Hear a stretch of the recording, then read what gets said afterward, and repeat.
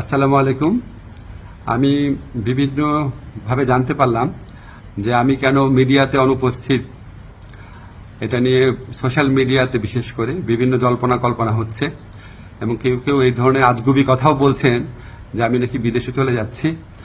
আমি সবাইকে আশ্বস্ত করতে চাই যে এই ধরনের কোনো পরিকল্পনা এমনকি চিন্তাও আমার মাথায় নাই, প্রশ্নই আসে না।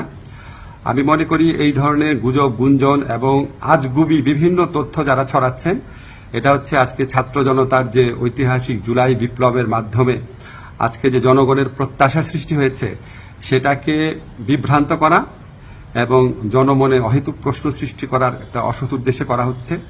আপনারা কেউ বিভ্রান্ত হবেন না।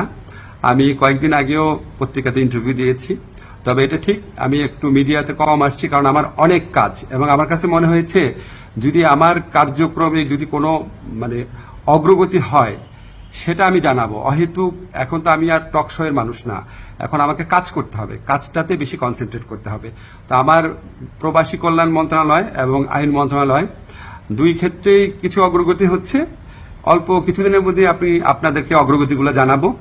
আর এই ধরনের গুজব গুঞ্জন যারা রটাচ্ছে তাদেরকে আমি অনুরোধ করব মিনিমাম ইনভেস্টিগেশন করে তারপরে এগুলি বলেন, না হলে মানুষ তো আপনাদেরকে মিথ্যাবাদী ভাববে, ঠিক না? এগুলি করা উচিত না।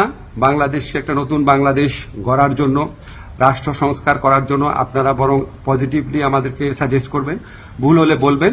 একদম সম্পূর্ণ আপনার আজগুবি, একদম অবিশ্বাস্য, অকল্পনীয় তথ্য এগুলি দেওয়া তো কোনো মানে হয় না। এটা এক ধরনের চরিত্র হননও।